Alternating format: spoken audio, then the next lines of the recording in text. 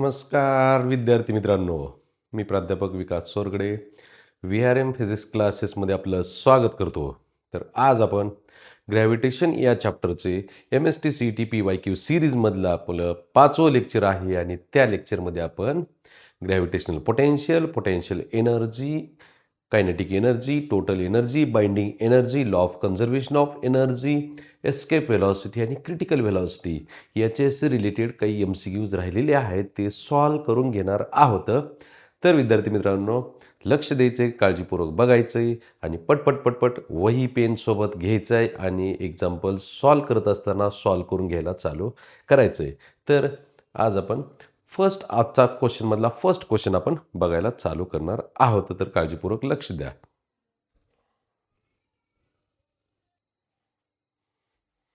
आजचा आपला first question असा आहे विद्यार्थी मित्रांनो, satellite moves in a stable circular orbit around the earth if ब्रॅकेटमध्ये दिले where VH, VC and V are the horizontal velocity, critical velocity and escape velocity respectively.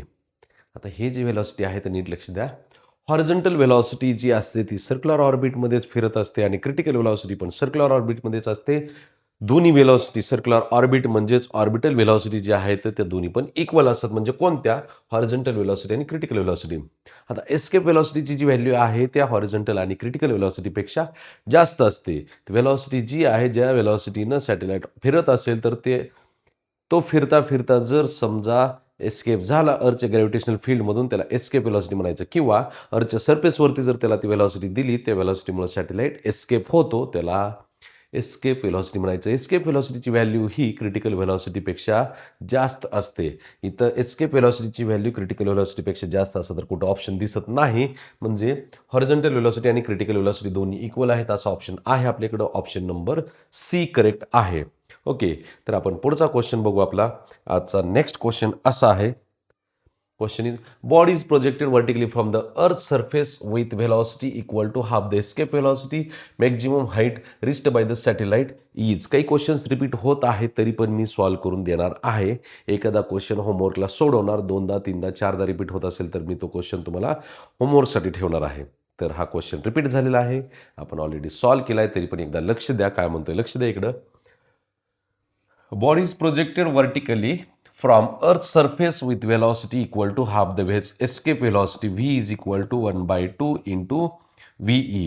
V is equals to half into V ची value किती असते? 2gm divided by capital R. याला equation number 1 नाव दिलं. तर ही व्हॅल्यू कोणती झाली म्हणतोय? गिवन वेलॉसिटीची, half of escape velocity. Next part आहे maximum height reached by the satellite. तर आता त्याच्यासाठी एक छोटीशी डायग्राम ड्रॉ करतो. त्या डायग्राममध्ये आपल्याला क्लिअर करता येईल माझं म्हणणं काय आहे ते. आता ही आहे रेडियस, त्याच्यानंतर याची एवढ्या हाईटला ऑब्जेक्ट गेलेली आहे. मॅक्झिमम हाईटला पोहोचल्यानंतर इथं काय होते तर त्याची वेलॉसिटी 0 होतं. म्हणजे त्याच्याकडे कायनेटिक एनर्जी किती आली? 0 झाली. हाईट Hला त्याच्याकडे फक्त असणारे potential energy at height H असते फक्त. ती व्हॅल्यू किती असते तर -GMM divided by small r म्हणजे कॅपिटल R प्लस H एवढी पोटेन्शियल एनर्जी आहे. आणि ऑब्जेक्ट कुठून प्रोजेक्ट केलेली आहे? From the earth surface. म्हणजे अर्थच्या सरफेसवरती त्याच्याकडं kinetic energy plus potential energy असणार आहे. कुठं? अर्थ सरफेसवरती. तर प्रत्येक वेळेस या टाईपचा जर क्वेश्चन आला, व्हेलॉसिटीची व्हॅल्यू दिली, कायनेटिक एनर्जी विचारलेली असं काही असेल तर law of conservation of energy पहिल्यांदा यूज करायचा. त्यातून आपल्याला पाहिजे ते आन्सर डायरेक्टली मिळून जाईल. तर लक्ष द्या इकडे काय म्हणतोय, law of conservation of energy. तर त्याच्यामध्ये मी लिहितोय आता असं. लक्ष द्या इकडं काय म्हणतोय. Law of conservation of energy म्हणजे total energy at the surface of earth is equal to total energy at infinity. ही व्हॅल्यू मी इकडं लिहितोय. Total energy at surface of अर्थची जी व्हॅल्यू आहे ती kinetic energy at surface plus potential energy at surface is equal to kinetic energy at infinity plus infinity कशाला आणलं इथं? H एवढ्या हाईटला. Kinetic energy at height H plus potential energy at height H. या सगळ्या जर मी व्हॅल्यू यूज केल्या तर आपल्याला बघा इकडं कायनेटिक एनर्जी आहे half into m into velocity square. Velocity half into mv square on the surface of earth plus potential एनर्जीची व्हॅल्यू किती असते? On the surface of earth -GMV M M divided by capital R plus ची value 0 आहे on the surface of earth is equal to kinetic energy at height H 0 आहे, potential energy minus M divided by R plus H. Okay, तर आता याच्यामध्ये आपल्याला एक value ठेवायची कोणती, व्ही स्क्वेअरची. व्हेलॉसिटीचा स्क्वेअर जर केला मी, व्हेलॉसिटी स्क्वेअर इथं लिहितो एकदा परत थोडंसं शॉर्टकटमध्ये तयार करू. V square is equal to 1/4 into हा स्क्वेअर रूटचा स्क्वेअर केला तर 2gm divided by capital R. Finally ह्यातला 2 आणि ह्यातला एक 2 कॅन्सल झाला, राहिलं काय न्यूमरेटरला capital G capital M divided by 2r ही व्हॅल्यू आहे व्ही स्क्वेअरची. व्ही स्क्वेअरची व्हॅल्यू आपण त्या इक्वेशनमध्ये ठेवली तर आपल्याला इथं half into M into V स्क्वेअरची व्हॅल्यू लिहितो gm divided by 2r capital G capital M divided by 2r minus gm divided by capital r is equals to minus gm divided by R plus H.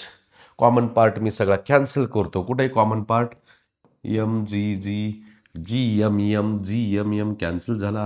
यातलं काय राहिलं न्यूमरेटरला 1/4 R राहिला is equal to minus 1/r is equals to minus 1/r plus H.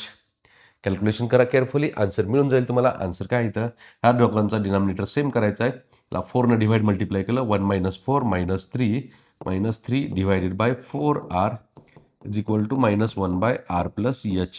Minus minus sign cancel झाला, cross multiplication केलं 3 multiply केलं 3r plus 3h is equals to 4r. Finally आपल्याला 3h find करायचं आहे. 4r minus 3r is equals to capital R राहते. काय 4r minus 3r equal to r. H is equal to r/3 हे आहे final answer. तर या पद्धतीने असे क्वेश्चन्स भरपूर रिपीट होत आहेत. फक्त कन्सेप्ट काय लक्षात ठेवायची, लॉ ऑफ कन्झर्वेशन ऑफ एनर्जीचा वापर कसा केलेला आहे. तो एक क्वेश्चन जरी परफेक्ट केला तरी सगळे क्वेश्चन तुम्हाला ह्या टाईपचे सॉल्व्ह होतील. ओके, लिहून घ्या.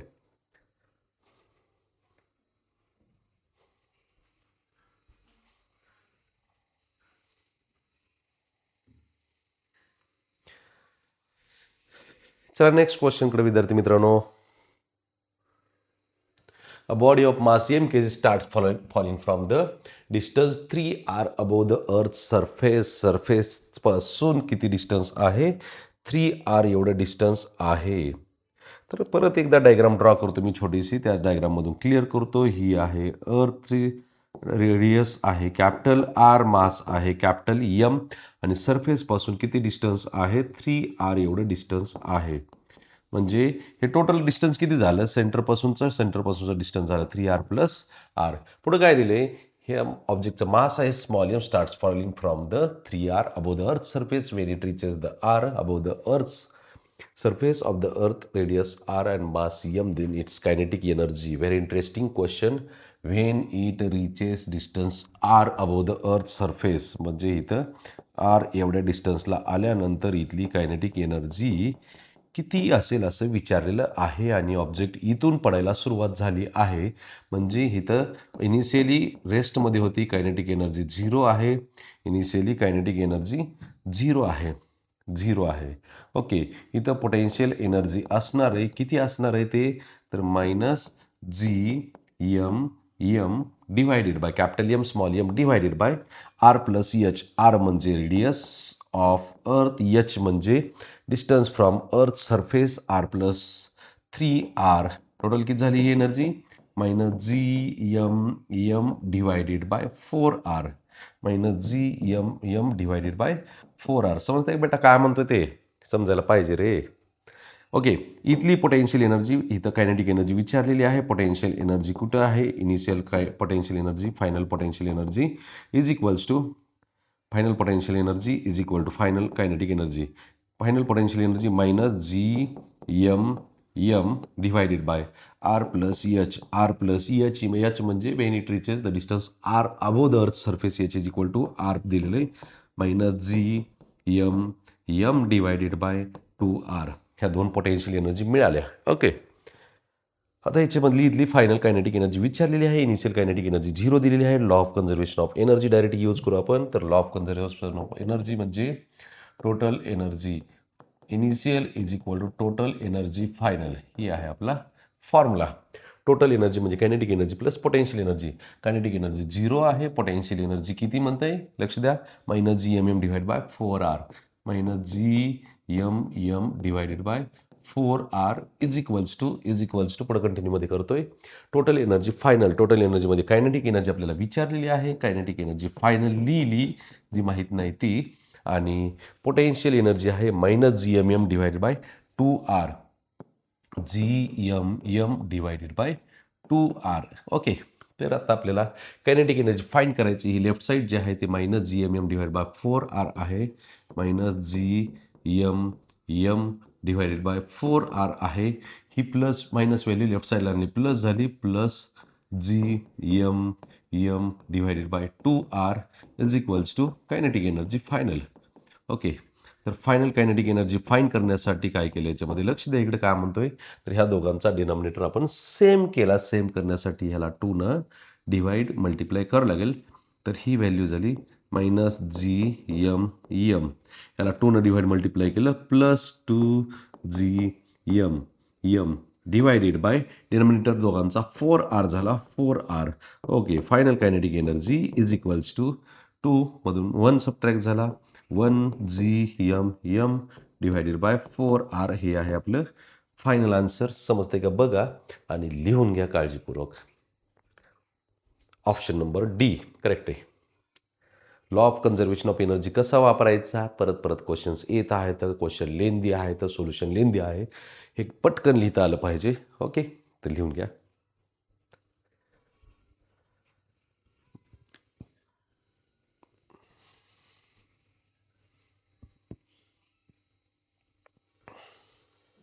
नेक्स्ट क्वेश्चन बघा. थोडासा चेंज क्वेश्चन आहे. इंटरेस्टिंग क्वेश्चन आहे. Consider a light planet revolving around a massive star in circular orbit of radius r with time period t if the gravitational force of attraction between the planets and star is proportional to r raised to minus 7/2 then t square is equal to. Interesting question आहे. Force proportional दिलेला आहे डिस्टन्सला. किती आहे ते बघा इकडं. Force is proportional to distance. कसं आहे force proportional to r raised to minus 7/2. Okay. Force म्हणजे F equal to M A mass into acceleration is proportional to R raise to minus 7/2. नाही संपलं. मास कॉन्स्टंटच आहे राहिलं acceleration is directly proportional to R raise to minus 7/2. बऱ्याच जणांना doubt येईल sir मास कुठं गेलंय. मास कॉन्स्टंट आहे. प्रोपोर्शनॅलिटीमध्ये कॉन्स्टंट नाही लिहिलं आपण. Okay. Acceleration A equal to omega square into R. Centripetal acceleration का सर्क्युलर ऑर्बिट आहे बाळा म्हणून सेंट्रिपिटल ॲक्सलरेशन वापरले आपण. समजतंय ना. Okay. Omega square R is directly proportional to R raise to minus 7/2. R right साईडला डिव्हिजनमध्ये गेला. Omega square is equals to directly proportional to omega square is directly proportional to okay omega square is directly proportional to R raise to minus 7/2 divided by R. R constant नाही. आता इथं पण परत ह्या माससारखं remove करताल नाही तसं करता येत. तर omega square is proportional to R raise to minus 7/2 minus 1 minus 7/2 minus 1 minus 7/2 minus 1 ह्या दोघांची ॲडिशन केली तर minus 7 minus 2 divided by 2 minus 9/2 R raise to minus 9/2 omega square. Omega म्हणजे 2π बाय कॅपिटल टी. ओमेगा म्हणजे 2π by capital T square आहे proportional to R raise to minus 9/2. Okay.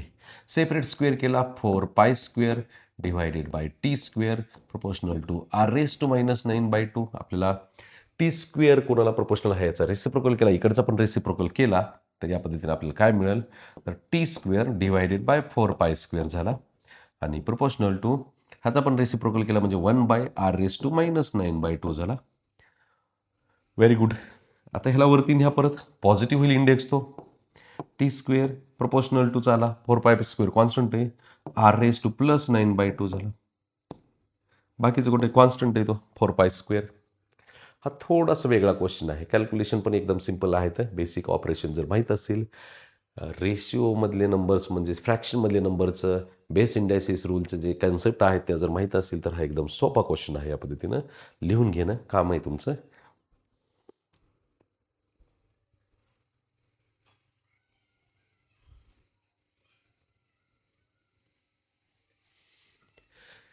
चला next क्वेश्चनकडे विद्यार्थी मित्रांनो. A body is projected vertically upward from the Earth's surface of radius r with velocity equal to 1/3 of escape velocity. तर आधी एक question बघितला होता, half of escape velocity होता, इथं 1/3 of escape velocity. Same question आहे, सेम कन्सेप्ट आहे, फक्त नंबर जो आहे थोडा चेंज केलेला आहे. त्याच्यानुसार आपण सोल्युशन बघूया. तर सोल्युशन असं आहे. तर velocity is equals to 1/3 of escape velocity. Velocity is equal to 1/3 of escape व्हेलॉसिटीची व्हॅल्यू असते 2gm divided by capital R. आपल्याला स्क्वेअर यूज होते, स्क्वेअर केला दोन्ही साईडचा. V square is equal to 1/9 into 2gm divided by capital R. ही velocity use होती आपल्याला कुठं, तर ही इनिशियली प्रोजेक्शन होत असताना त्याची कायनेटिक एनर्जी फाइंड करायला. आता मी एक डायग्राम ड्रॉ करतो. डायग्राममध्ये काय दिले बघ रे बेटा.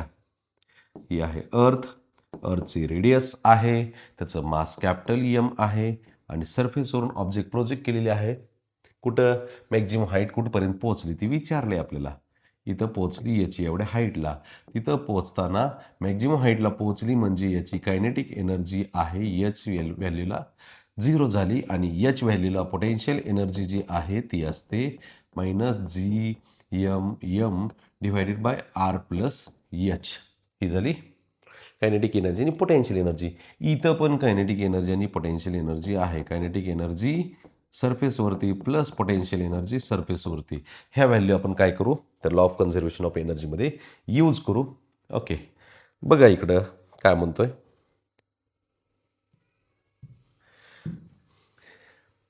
Law of conservation of energy, total energy at the surface is equal to total energy at height h. Okay, total energy at the surface value असते kinetic energy at the surface plus potential energy at the surface is equals to kinetic energy at height h plus potential energy at height h. kinetic energy at the surface चा formula जो आहे तो आहे half into M V square minus potential energy negative असते म्हणून minus येते. तुम्ही म्हणताल सर प्लस लिहितो, मायनस पोटेन्शियल एनर्जी असते GM divided by capital R. कुठं आहे ही व्हॅल्यू सरफेसवरती. आता ॲट हाईट एचच्या value kinetic energy 0, potential energy minus GM divided by R plus H. Next part याच्यामधला आहे व्हेलॉसिटी स्क्वेअर लिहिला आपण तर 1/2 into small M into velocity square हा आहे 1/9 into 2gm by R. 1/9 into 2gm divided by capital R. ही आपण V square direct separate find केलेली आहे, ती व्हॅल्यू इथं यूज केलेली. Okay, is equal to minus GM divided by R plus H. Okay, आता नेक्स्ट पार्ट असा आहे आपला कॅल्क्युलेशनचा. तर कॉमन पार्ट मी सगळा कॅन्सल करतो. काय राहिलं बेटा, ही आपली पोटेन्शियल एनर्जी लिहायची राहिली. सॉरी, लिहून घेऊ आधी ती, नाहीतर आन्सर येणार नाही आपलं. Okay,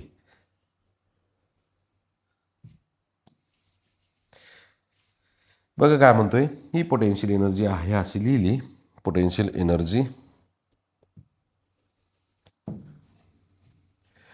minus capital GM divided by capital R is equals to right साईडची व्हॅल्यू आहे तशी लिहिली capital GM divided by capital R plus H. Okay, आता ह्या सगळ्यामध्ये कॉमन पार्ट जो दिसतोय ते मी कॅन्सल करणार direct. Small M capital GM cancel केला. लेफ्ट साईडमध्ये 2 मल्टिप्लिकेशन डिव्हिजनमध्ये आहे, तो पण कॅन्सल झाला. पहिल्या पार्टमधला न्यूमरेटरला इथं काहीच राहत नाही. डिनॉमिनेटरमध्ये 1/9R राहते, 1/R राहते. तर लिहिलं आपण ते काय लिहिलं 1/9R लिहिलं मायनस 1/R लिहिला इज इक्वल्स टू राईट साईडला मायनस 1/R प्लस एच लिहिला. आता ह्या दोघांचा डिनॉमिनेटर सेम करून सबट्रॅक्शन करता येते आधी, तर ते करू आपण. 1/9R minus 9/9R 9 divide multiply केलं is equal to minus 1/R plus H. समजतंय ना, समजायला पाहिजे. 1 - 9 म्हणजे -8 divided by 9r is equals to -1/r plus H. Minus minus cancel झाला. तो कॅन्सल झाल्यानंतर आता क्रॉस मल्टिप्लिकेशन केलं, 8 दोघांना मल्टिप्लाय होईल. 8r plus 8h is equals to 9r. Okay, आपल्याला फाइंड करायचं आहे 8h is equals to 9r minus 8r. Finally, 8h is equals to 9r minus 8r is equals to rh is equals to r divided by 8. Same questions आहे असे repeat झालेला आहे. Final answer आहे r divided by 8. लिहून घ्या.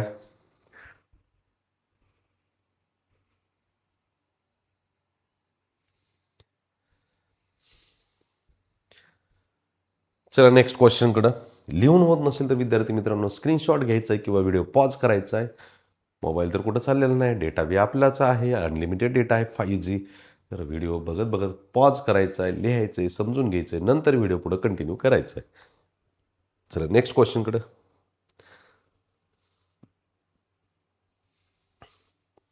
Okay, body of mass small m is raised through a height above the Earth's surface so that the increase in potential energy is mgr by 5. Height to which the body is raised is. Change in potential एनर्जीचा formula आपण घेतलेला नाही, तर आपण shortcut formula first time लिहितोय. Direct formula लिहितोय मी. काय आहे इथं बघा इकडं. Increase in potential energy, change in potential energy is equal to mgh divided by 1 plus h by R असा फॉर्म्युला आहे. आपल्याला याच्यामधले विचारले काय, एच विचारलेला आहे आणि मग व्हॅल्यू जी दिलेली आहे त्याचा वापर करू. काय दिले, mgr/5 दिलेला आहे. mgr डिवायडेड बाय 5 ही व्हॅल्यू दिलेली आहे आपल्याला. यातून आपण मास आणि acceleration due to gravity cancel केलं. शिल्लक काय राहते याच्यामध्ये, तर H divided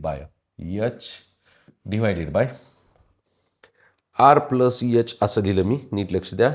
R plus H by R plus H divided by R calculation केलं इज इक्वल्स टू, परत एकदा बघा, R plus H by R is equal to R by 5. R divided by 5. यातून हा आर न्यूमरेटरला मल्टिप्लिकेशनमध्ये जाईल. H R divided by R plus H is equals to R divided by 5. समजतंय. आर आर कॅन्सल झाला. Okay, cross multiplication 5h right साईडला R plus H. आपल्याला काय फाईंड करायचं आहे, एच फाईंड करायचं. इकडं आणला 5h minus H is equals to R right साईडला 4h is equals to R. H is equals to R divided by 4. R divided by 4. समजतंय.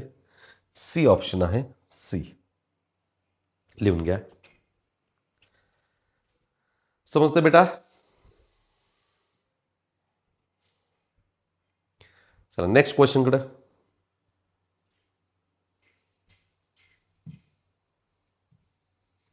The escape velocity of a body from the surface of the earth is 11.2 km per second. Escape velocity of the body of planet having the same mean density as that of the earth but twice the radius. Mean density same twice the radius याच्याशी related आपण काल questions बघितलेले आहेत. मी direct आज formula लिहिणार आहे. तर formula असा आहे आपला, लक्ष द्या इकडं. तर escape velocity VE is equals to R into escape velocity directly proportional to escape velocity directly proportional to किंवा escape velocity directly proportional to, फक्त लिहितो directly proportional to R into square root of mean density rho. Okay, तर escape velocity कुठं विचारले आपल्याला, from the planet escape velocity on the planet divide by escape velocity on the earth is equal to radius of the planet divided by into density of planet divided by radius of earth into density of earth. काय दिलेलं याच्यामध्ये, same mean density cancel झाली. Radius of planet divide by radius of अर्थच्या value बघू काय दिलेले आहेत. तर पुढं काय दिलेले, ट्वाईस द रेडियस ऑफ अर्थ दिलेली. कशाची, प्लॅनेटची रेडियस जी आहे ती twice the radius of earth divided by radius of अर्थ असं दिलेलं आहे. कुठे, twice the radius of earth. कशाची, प्लॅनेटची. Planet having twice the radius of earth, same in density cancel केलं तर RE कॅन्सल झाला, VP डिवायडेड बाय VEची value 11.2 is equals to 2, VP is equal to 22.4. किती येतं बेटा? 22.4. Okay, option C is correct option. सोपा क्वेश्चन आहे हा. फॉर्म्युला परफेक्ट करा. नाही आलं तर एस्केप वेलॉसिटीचा formula √2gm divide by capital R आहे आणि मासची value density into व्हॉल्यूमचा formula 4/3 into πr³ radius square. Radius काय कॅन्सल होते, रेडियस स्क्वेअर राहते, त्याचं स्क्वेअर रूट R निघते, डेन्सिटी स्क्वेअर रूटमध्येच राहते, म्हणजे VE directly proportional to R into under root density असा आहे फॉर्म्युला. ओके, चला नेक्स्ट क्वेश्चनकडे.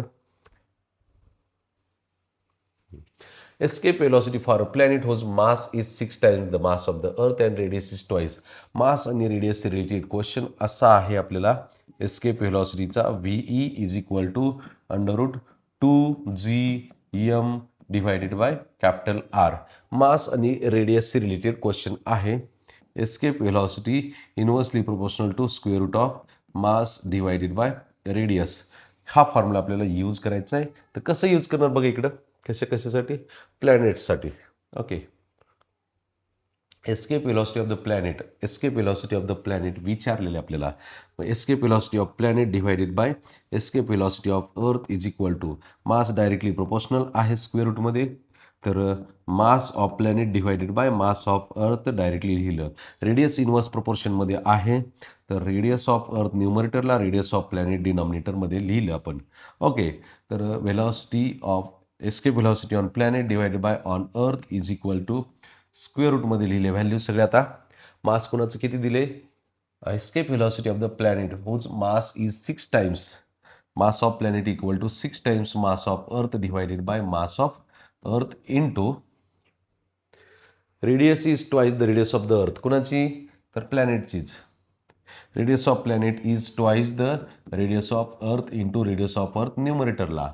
ह्याच्यामध्ये मास ऑफ अर्थ कॅन्सल झाला, रेडियस ऑफ अर्थ कॅन्सल झाला आणि 2 पण कॅन्सल झाला. VP divided by VE is equal to 6 √3 राहिला. VP is equal to √3 times VE. Option number C. समजला? चला लिहून घ्या.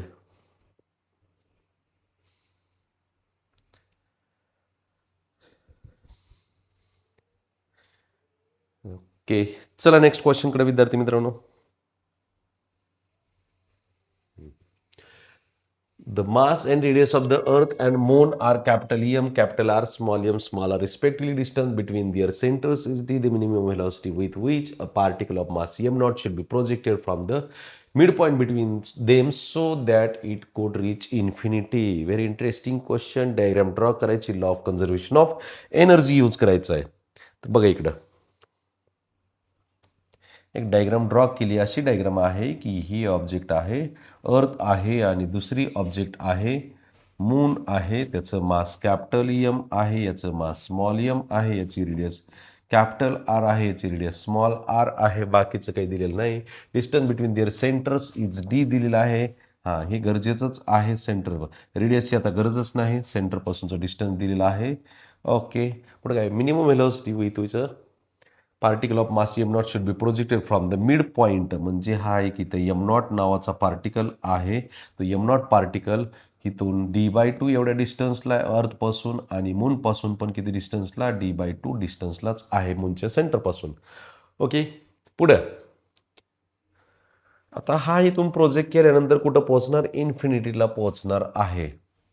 म्हणजे इनिशियली इथं हा पार्टिकल असताना त्याची kinetic energy plus potential energy is equal to final kinetic energy plus potential energy. पण कुठं पोहोचलाय तो? इन्फिनिटीला पोहोचला. इन्फिनिटीला टोटल एनर्जी किती असते? 0 असते. ओके, मग total energy initial is equal to total energy इन्फिनिटीला. इनिशियल टोटल एनर्जी जी आहे ती kinetic energy plus potential energy is equal to 0. आता ह्या पॉईंटला आपल्याला काय करायचं आहे? त्याला तिथून व्हेलॉसिटीज फाईंड करायची. तर व्हेलॉसिटी फाईंड करण्यासाठी कायनेटिक एनर्जी किती असते? हाफ इंटू त्याचे मास आहे M0 इंटू V². हे V² फाईंड करायचं आहे. पण पोटेन्शियल एनर्जी आता दोन प्रकारच्या आहेत बेटा. कोणाकोणाच्या? Potential energy due to earth आणि potential energy due to moon. हे लक्षात आलं पाहिजे. समजतंय ना? नाहीतर हे विसरतंय. कसं? सर आम्हाला एकच फॉर्म्युला माहिती होता, -GMM डिवाइड बाय R+H. अरे बेटा, पोटेन्शियल एनर्जी मूनची पण आणि अर्थची पण, दोघांचं पण ग्रॅव्हिटेशन आहे त्याच्यावरती, म्हणून दोघांची पोटेन्शियल एनर्जी असणार आहे. मग ती separate potential energy of GMM अर्थची लिहू, M into M0 divided by GMM divided by total distance from the centre is D/2. Next, potential energy due to moon, G into मूनचं मास M आहे, mass of object M0 आहे, divided by distance D/2च आलं आणि is equal to 0 झालं. आता मी काय करतो, हा जो पार्ट आहे निगेटिव्ह तो राईट साईडला नेला, पॉझिटिव्ह होते, त्याला लिहितो मी आता थोडंसं वेगळ्या पद्धतीनं. काय लिहितो तर ½ into mv², ½ into M0v² is equal to, हे सगळं जर राईट साईडला नेल्यानंतर पण थोडंसं मी आणखीन एकच स्टेपमध्ये कॅल्क्युलेशन वाढवतो. D/2 जो आहे तो न्यूमरेटरला 2 होते, हा D/2 आहे, न्यूमरेटरला 2 होते, 2 न्यूमरेटरला गेला 2GM M0, 2G M0 divided by D आहे. D कसा आला रे, हा 2 वरती गेला, हा पण 2 वरती गेल्यानंतर तो पण प्लस होईल पण राईट साईडला, 2G M0 डिवायडेड बाय, हा पण D झाला. ओके, अजून आता याच्यामध्ये कॉमन पार्ट जो मला दिसतोय तो आहे M0, सगळं आधीच कॅन्सल केलं असतं. ठीक आहे, केलं कॅन्सल, काय फरक पडत नाही. हा 2 पण आता राईट साईडला जाईल, सगळ्यांना मल्टिप्लिकेशन जाईल, किंवा 1/2 इंटू V². कॉमन काय काय निघतंय, 2 आणि G कॉमन निघते. ओके, 2G आहे, डिवायडेड बाय D पण आहे कॉमन, मग राहिला काय, M प्लस M राहिला याच्यामध्ये. आता हा 2 न्यूमरेटरला गेला मल्टिप्लिकेशनमध्ये, V² equal to 4G divided by d into M plus M0. हे स्मॉल m लिहिल्या बेटा, M0 कशाला आणलं. ओके, स्मॉल m लिहिला मी. ओके, आता याचं स्क्वेअर रूट जर घेतलं तर स्क्वेअर रूटमध्ये कुठला दिसतंय ऑप्शन आहे की डायरेक्ट तयार होते ना, होते. V इज इक्वल टू, ह्याचा स्क्वेअर रूट 2 आला, बाकी ज्यांचं स्क्वेअर रूट नाही निघत तर लिहिलं असेल स्क्वेअर रूटमध्ये G/D into M plus m. ही आहे आपलं फायनल आन्सर. समजते का? ओके, लिहून घ्या.